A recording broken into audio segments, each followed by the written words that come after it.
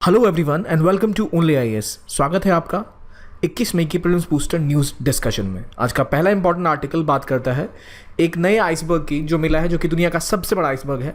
वो मिला है अंटार्कटिका में और उसका नाम है A76 आइसबर्ग। और ख़ास बात यह है कि ये पहले किसी और आइस शेल्फ का हिस्सा था जो कि अंटार्कटिका में थी, यानी अंटार्कटिका में एक रॉन आइस शेल्फ थी, उससे टूट के ये अलग हुआ है और ये अभी दुनिया का सबसे बड़ा आइसबर्ग बन चुका है। खास बात यह है कि पहले कुछ चीज़ें आपको जो क्लियर होनी चाहिए कि अंटार्कटिका कौन से पोल पे है। अंटार्कटिका साउथ पोल पे है या नॉर्थ पोल पे है?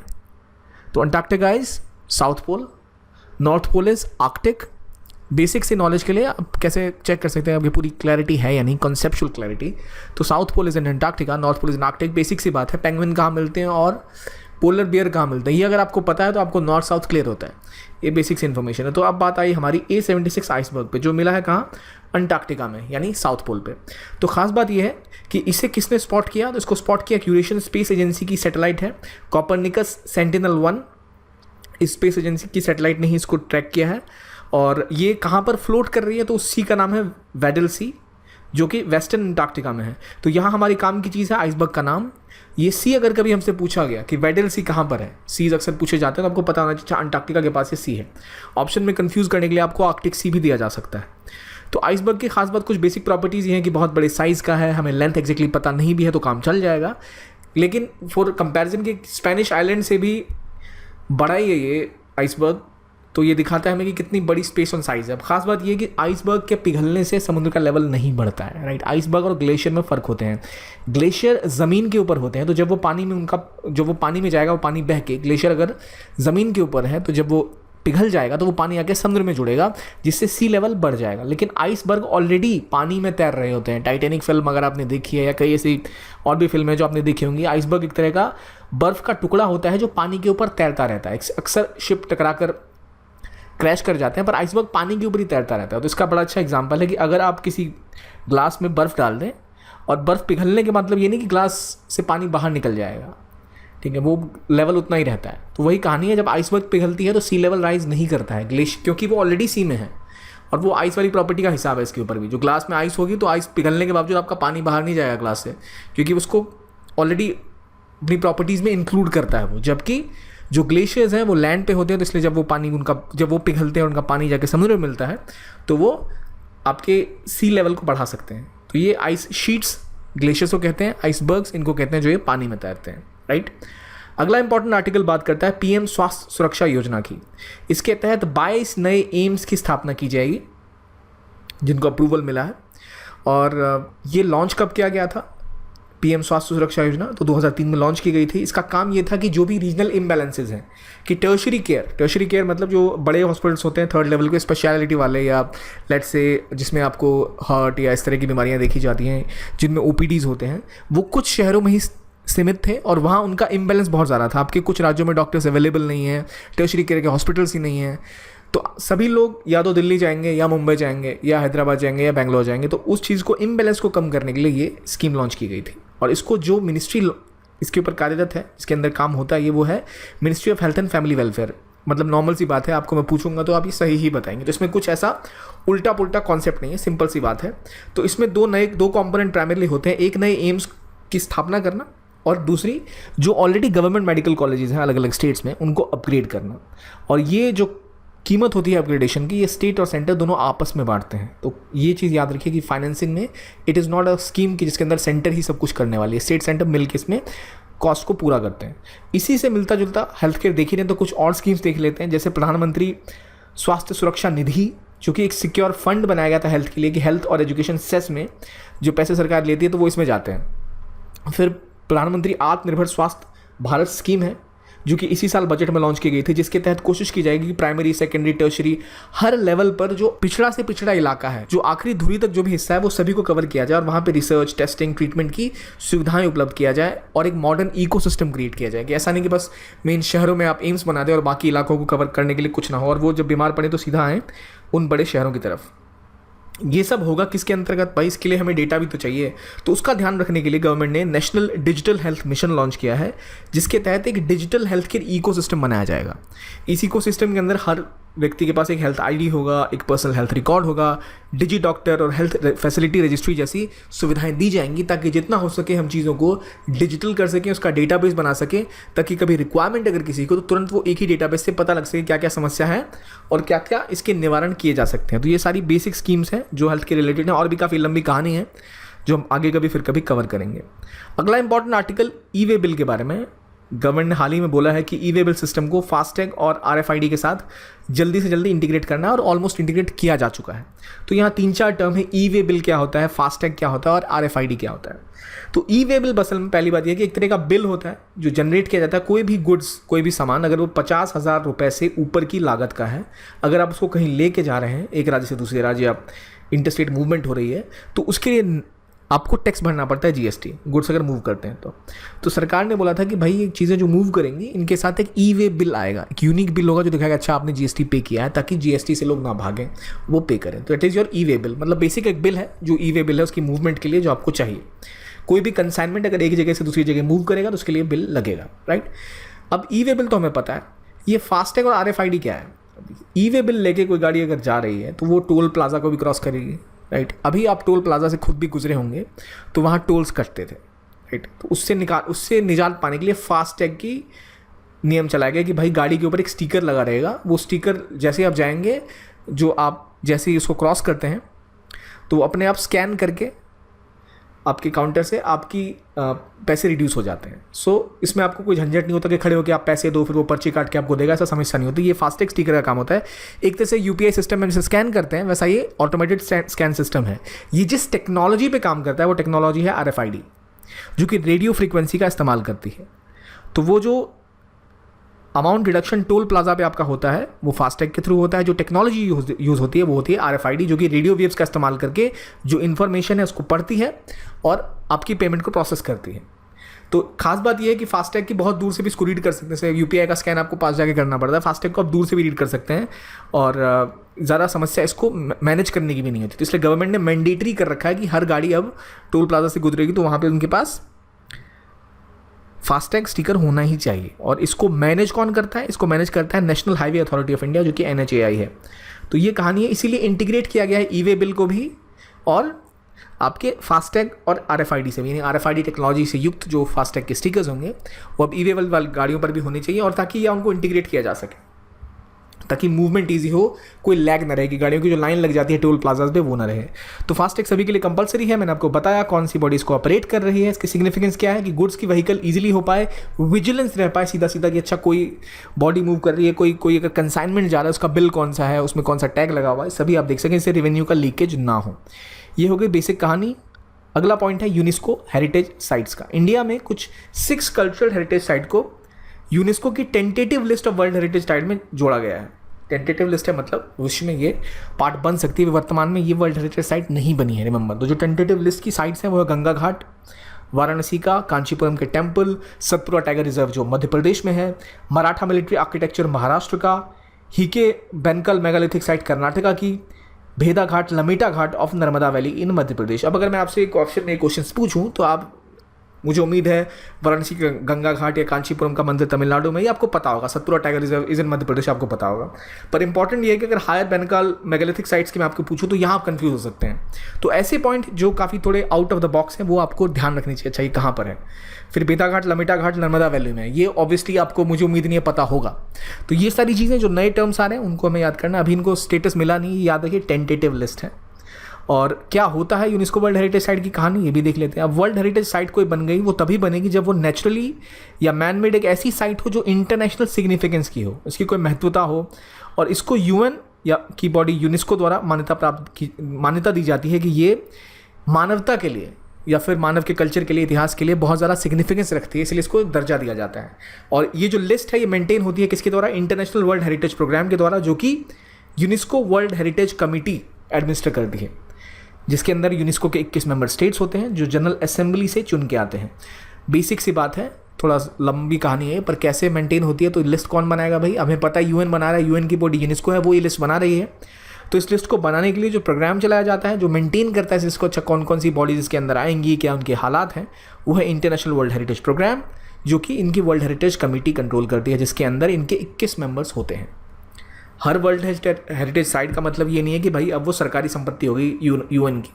वो जो भी हेरिटेज साइट है, अगर दिल्ली में है या मुंबई में है या ऑस्ट्रेलिया में है, कहीं भी है, उसी देश की संपत्ति रहती है। इतना फ़र्क उसमें आ जाता है कि वो अब अंतर्राष्ट्रीय लेवल पे बहुत महत्वपूर्ण हो गई है। तो अगर आप कुछ तोड़ना मोड़ना चाहें उस इलाके में, तो आपको हो सकता है इंटरनेशनल दबाव भी पड़े, आपको यूनेस्को को जवाब देना पड़ जाए, भाई वर्ल्ड हेरिटेज साइट है, इंपॉर्टेंस इंटरनेशनल की, आप इसको कैसे ऐसे तोड़ रहे हैं। तो इसीलिए इंपॉर्टेंट है कि आप उसका ख्याल रखें। तो वो उसके ऊपर रख रखा, उसके ऊपर फोकस ज़्यादा बढ़ा देता है। और वर्ल्ड हेरिटेज साइट बनने के लिए किसी भी साइट को ऑलरेडी एक लैंडमार्क साइट होनी चाहिए कि भाई इसकी बहुत ज़्यादा इंपॉर्टेंस हो, जोग्राफिकली, फिजिकली, कल्चरली। और अगर आप लिस्ट ऑफ साइट्स देखें तो इंडिया में कई सारी हैं। ये वो लिस्ट है जो कल्चरल हेरिटेज, नेचुरल हेरिटेज और मिक्स हेरिटेज की बात करते हैं। जैसे कल्चरल हेरिटेज में अगर मैं बात करूं तो आप देख ही सकते हैं, कल्चरल हेरिटेज में इंडिया में बहुत सी चीज़ें हैं। खजुराहो माउंटेन हो गए, नालंदा की साइट हो गई, महाबोधि टेम्पल हो गया, सन टेम्पल हो गया कोणार्क का। तो ये एक बहुत अच्छा मैप है जो आपको अपने साथ रखना चाहिए। और जितने भी इंपॉर्टेंट इसमें लोकेशंस हैं वो सब आप मार्क करिए अपने खुद के एटलस पे जहाँ आपने लोकेशंस करी हैं, क्योंकि बहुत इंपॉर्टेंट है। अब जैसे ले कॉर्बूसियर की जो ये साइट है चंडीगढ़ में, ये सब बहुत फेमस है। पर कुछ छोटी मोटी चीज़ें हैं जो हम अक्सर भूल जाते हैं, जैसे रानी की वाव। अब वो नोट्स के ऊपर भी आते हैं रानी की वाव, तो उसकी क्या हिस्ट्री है वो आपको पता होनी चाहिए। एलिफेंटा केव्स कहाँ पर है। अब भिमबेटका के रॉक शेल्टर्स हम 12th की फाइन आर्ट्स में भी पढ़ते हैं, तो उसकी थोड़ी और डिटेल में आप जानकारी रख लें। तो ये मैप बहुत इंपॉर्टेंट है, ये सारी साइट्स आपको पता होनी चाहिए। आगे बढ़ते हैं और देखते हैं एक नए सपेटा यानी एक नए चीकू के बारे में, विच इज़ दहानू गोलवार सपोटा, जिसको कि यूके में एक्सपोर्ट किया गया है। यूके में एक्सपोर्ट करने वाला ये जो नया चीकू का वेरिएंट है, खास बात यह है कि ये जो गोलवार सपोटा है इसको जीआई टैग मिला हुआ है, क्योंकि महाराष्ट्र का राज्य चीकू उत्पादक संघ जो है उसके पास इसका जीआई सर्टिफिकेशन है। इसकी खास बात है कि बहुत ज़्यादा मीठा होता है, एक यूनिक टेस्ट होता है। वो इसलिए आता है इसके अंदर क्योंकि जो गोलवार विलेज है उसकी कैल्शियम रिच सॉइल इसको एक विशेष तरह का स्वाद प्रोवाइड करती है। खास बात यह कि क्यों इतना महत्वपूर्ण है कि भाई यूके में एक्सपोर्ट हो गया, इसलिए भी इंपॉर्टेंट है कि यूके और ईयू जैसे जो देश हैं वो इंडिया के जो एग्रीकल्चर गुड्स होते हैं उसके ऊपर एक बैरियर लगा देते हैं, which is called as non tariff barriers. यानी कि भाई वो नॉन टैरिफ बैरियर मतलब बैरियर ऐसे लाएंगे, भाई आप अपना सामान यूके भेजना चाहते हो या ईयू में भेजना चाहते हो, तो वो आपको सीधा सीधा मना नहीं कर सकते कि भाई हमारे किसानों का कुछ बुरा हो जाएगा, आपका सामान यहाँ आएगा। तो वो क्या कहेंगे कि भाई हमें ऐसा लग रहा है कि आपके सामान में क्वालिटी नहीं है, इसमें उत्पाद अच्छा नहीं है, इसमें पेस्टिसाइड्स हैं, इसमें आपने फर्टिलाइज़र अच्छे यूज़ नहीं करे जो हमारी जनता के लिए नुकसानदायक हो सकते हैं। तो अक्सर वो चीज़ उन्हें प्रूव नहीं करनी होती, which is called as phytosanitary measures.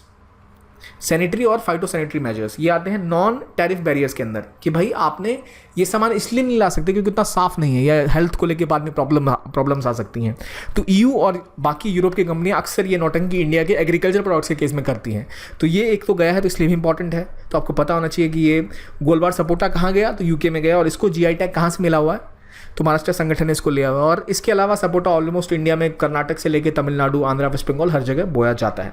GI tag की थोड़ी कहानी जान लेते हैं। जीआई टैग असल में एक विशेष तरह की किसी कहना टैग है जो आपको रेपुटेशन प्रोवाइड करता है कि अच्छा इस जगह से कोई जोग्राफिकल लोकेशन से कोई चीज़ आ रही है तो इसमें विशुद्ध कुछ क्वालिटी होगी, क्योंकि ये जगह जानी जाती है इस चीज़ के लिए।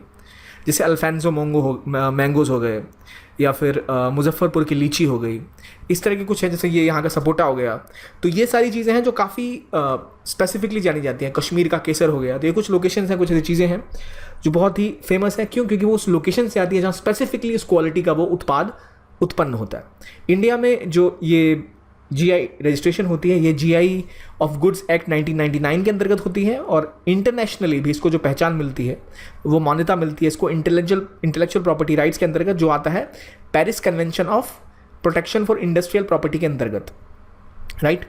अब खास बात है कि जो ये आइटम एक्सपोर्ट होगा इसके तहत कौन सी बॉडी इसको और ज़रा कोशिश करेगी भाई और ज़रा एक्सपोर्ट हो। तो इंडिया में एक स्पेसिफिक बॉडी है उसके लिए, which is APEDA, agriculture and processed food product export limited authority. इतना लंबा नाम अक्सर हमें नहीं देखने को मिलता, सीधा एपिटा लिखा हुआ होता है। तो ये एक ministry of commerce and industry के अंतर्गत आने वाली बॉडी है।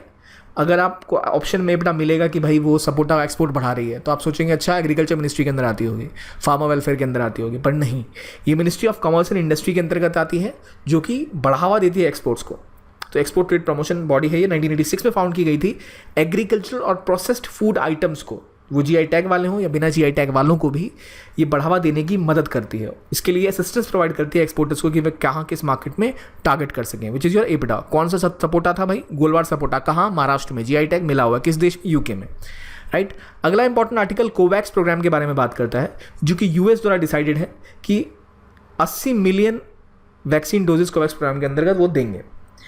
तो भाई यूएस में ऑलरेडी बहुत सारी वैक्सीन एडिशनल पड़ी हुई है, उन्होंने बहुत सारी एक्वायर कर रखी थी, खरीद रखी थी। तो कोवैक्स प्रोग्राम चलाया गया था कुछ एनजीओज, कुछ ग्लोबल बॉडीज़ के द्वारा कि भाई जो देश वैक्सीन अफोर्ड नहीं कर सकते उनको भी सस्ते दरों पर वैक्सीन पहुंचाई जा सके। तो ये स्थापना इस कोवैक्स प्रोग्राम की इसी साल, पिछले साल अप्रैल में हुई और WHO, CPI, गावी और यूनिसेफ जैसे संगठन ने इसको मिलकर स्टैब्लिश किया गया। इसका काम है कि जैसे बड़ी बड़ी संगठन एनजीओ जैसे Bill Melinda Gates Foundation, UNICEF, World Bank, इन सब ने इसको फंडिंग प्रोवाइड की कि ये बहुत सारी वैक्सीन पहले से खरीद रहे थे जब वो डेवलप हो रही थी, ताकि वो छोटे छोटे देशों को भी वैक्सीन प्रोवाइड करा पाएँ जो अदरवाइज नहीं खरीद पाते वैक्सीन। तो इनका लक्ष्य है 2 बिलियन वैक्सीन डोजेज इस साल के अंत तक डिस्ट्रीब्यूट कर देना। तो ये पॉइंट एग्जाम्पल है कितना इनका टारगेट है, कौन फंड कर रहा है और क्या गावी इसकी मेंबर है, गावी इसकी मेंबर है, यूनिसेफ इसकी मेंबर है, CPI इसकी मेंबर है, वर्ल्ड हेल्थ ऑर्गेनाइजेशन इसकी मेंबर है। तो ये इनका लक्ष्य ऐसा है कि भाई हम किसी भी देश को 20% ज़्यादा पॉपुलेशन, जब तक वो सारे देश वैक्सीनेट नहीं कर देते हम, तब तक किसी को ज़्यादा नहीं करने देंगे। मतलब इस वैक्सीन प्रोग्राम के अंदर अलग अलग देशों को वैक्सीन मिल रही है। तो कोई भी देश 20% से ऊपर अपनी जनसंख्या को वैक्सीनेट तब तक नहीं करेगा जब तक बाकी जो देश हैं उनके भी 20% जनसंख्या पूरी ना हो जाए। यानी आपको टॉप लेवल 20% तक की जनसंख्या को ही वैक्सीनेट करने के लिए पहले ये वैक्सीन प्रोवाइड करेगा कि जब तक बाकी देश की 20% जनसंख्या ना हो जाए तब तक। याद रखिए कोवैक्स प्रोग्राम उन देशों के लिए है जो अफोर्ड नहीं कर पा रहे, जो उनकी मदद ले रहे हैं। US ने बहुत से देशों का लोगों को करा लिया है, UK, Israel, even India, China, Russia, ऐसे देश इसमें पार्ट नहीं, क्योंकि वो खुद ही एडमिनिस्टर कर रहे हैं। तो ये बाकी देशों की यहाँ बात हो रही है। तो आपके अंदर डाउट आ सकता है कि अच्छा कोई देश रिसीव नहीं करेगा तो अमेरिका ने कैसे कर लिया ज़्यादा। So America is like a donor, right, वो पहले से खरीद के बैठे हैं। अगला एक इंपॉर्टेंट आर्टिकल है लेटोलोफस गैलोरम के बारे में। एक तरह का 72 मिलियन साल पुराना एक डायनासोर स्पीसीज़ का एक अवशेष मिला है, जो कि मैक्सिको का जो स्टेट था कोआहुइला, वहाँ पे पाया गया। तो ये खास बात यह है कि ये एक तरह का डायनासोर था, या फिर जिसे आप कह सकते हैं कि एक विशेष तरह का डायनासोर था जो कि कम्युनिकेट बहुत हाई लेवल पे कर पाता था और लो फ्रीक्वेंसी साउंड पे बात करता था, एलिफेंट्स की तरह। तो हमारे लिए इसका पूरा नाम रटना इतना ज़रूरी नहीं है, पर हाँ हमें ये एक आइडिया होना चाहिए ये क्या है, लेटोलोफस गैलोरम क्या है। तो ये एक डायनासोर स्पीसीज़ है जिसका अवशेष हमें प्राप्त हुआ कहाँ, तो मैक्सिको में, इंडिया में तो नहीं मिला है। तो ये पीसफुल और टोकेटिव डायनासोर्स थे जिनके पास लाउड साउंड निकालने की भी कैपेसिटी थी और ये लो फ्रीक्वेंसी पर भी कम्युनिकेट कर लेते थे। इसके बाद एक और इम्पॉर्टेंट न्यूज़ है जो कि है फेक बस्टर्स के बारे में। IIT रोपड़ और मोनाश यूनिवर्सिटी ऑस्ट्रेलिया, इन दोनों ने मिल के एक फेक बस्टर नाम का एक डिटेक्टर डेवलप किया। ये क्या करता है कि जो भी कुछ लोग मीटिंग में ज़बरदस्ती घुसे रहते हैं, कई प्रैंक चल रहे थे, आपने देखा होगा कि लोग ज़बरदस्ती मीटिंग्स में घुस जाते थे इलीगली और बिना किसी को पता लगे, और फिर वो या तो उसको डिस्टर्ब करते थे या वो उन मीटिंग को लीक कर दिया करते थे। तो फेक बस्टर एक ऐसा डीप फेक डिटेक्शन प्रोग्राम है जो ये पहचान लेगा कि कौन किसी मीटिंग में बाहर से आया है बिना परमिशन के, या कौन इम्पोस्टर बैठा है, कौन वहाँ पे वीडियो फुटेज को अपना डिस्टॉर्ट कर रहा है, जो कैमरे में अपने वीडियो फुटेज को डिस्टॉर्ट करके वहाँ रख देते थे। कोई और बैठा हुआ दिखता था लेकिन असल में वहाँ कोई और बैठा होता था। तो इन सभी चीज़ों की जो वर्चुअल कॉन्फ्रेंसिंग में प्रॉब्लम्स आ रही थी, क्योंकि प्रैंक तो आपने देखे हैं, पर कंपनीज़ का इंपॉर्टेंट डेटा होता है, कुछ सीक्रेट बातें होती हैं, सारी लीक नहीं की जा सकती और इसलिए इंपॉर्टेंट है। तो इसके लिए ये IIT रोपड़ और मोनाश यूनिवर्सिटी ने मिल के ये फेक बस्टर नाम का एक डीप फेक पहचानने वाला प्रोग्राम लॉन्च किया है। तो ये आपको ऑनलाइन ऑफलाइन दोनों काम करता है, जूम, स्काइप एटसेट्रा, सारी वीडियो कॉन्फ्रेंसिंग सॉल्यूशंस पे काम कर पाएगा क्योंकि ये इंडिपेंडेंट है इनसे, राइट। और फेस मैनिपुलेशन हो, डीप फेक्स हो, सबको पहचान लेगा। अब डीप फेक्स क्या होती हैं, आपने देखा होगा कभी कभी आपको बराक ओबामा की वीडियोज़ मिली होंगी जो वो हिंदी बोल रहे हैं या नरेंद्र मोदी गाना गा रहे हैं। तो वो सारी चीज़ें जो होती हैं वो असल में मिमिक करती हैं, उनकी असली वीडियो को मिमिक करके उनके चेहरे को इस तरह कंस्ट्रक्ट करती है कि आपको लगता है कि वो व्यक्ति गाना गा रहा है या वो व्यक्ति वो बोल रहा है। तो वो वीडियो कॉलिंग प्लेटफॉर्म पे अक्सर डीप फेक्स का इस्तेमाल किया जाता था किसी और का रूप लेके बात करने के लिए, लोगों को बेवकूफ़ बनाने के लिए, ठगने के लिए या फिर उनको एक्सटॉर्ट करने के लिए। तो इन सभी को रोकने के लिए ये काम किया जा सकता है। और यहाँ तक कि अब तो हम देख रहे हैं ऑनलाइन एग्जामिनेशन में स्टूडेंट्स ने भी इसका इस्तेमाल किया, जॉब इंटरव्यूज़ में इस्तेमाल किया कि लग रहा है कि कोई और बैठा हुआ है लेकिन वहाँ कोई और बैठ के आंसर लिख रहा है। तो उन सबको पकड़ने के लिए बहुत अच्छा ये प्रोग्राम लॉन्च किया गया, फेक बस्टर। तो देखते हैं आपको कितना इनमें से सही हुआ है। जो NASA mission for ice sea observation है वो कौन से, वो कोपर्निकस सेंटिनल-1 मिशन है। कोपर्निकस सेंटिनल-1 मिशन नासा का मिशन है सी आइस ऑब्जर्वेशन के लिए। दूसरा क्वेश्चन है ई-वे बिल जो है मैंडेटरी है इंटरस्टेट ट्रांसपोर्टेशन के लिए, जो गुड्स 50,000 से ऊपर से हैं उनके लिए, अप्रैल 2018 के बाद से। एपडा मिनिस्ट्री ऑफ एग्रीकल्चर और फार्मर वेलफेयर के अंतर्गत आती है। गोलवार सपोटा कई राज्यों में ग्रो किया जाता है। लेटोफस गैलोरम जो है वो एक मैक्सिकन स्टेट ऑफ कोहिला में मिला है, इनमें से कितने सही हैं कितने गलत हैं। सारे इजी क्वेश्चंस थे, आई होप आपने सारे सही किए होंगे। तो आज के लिए इतना ही, देखने के लिए बहुत बहुत धन्यवाद। Thank you and have a nice day.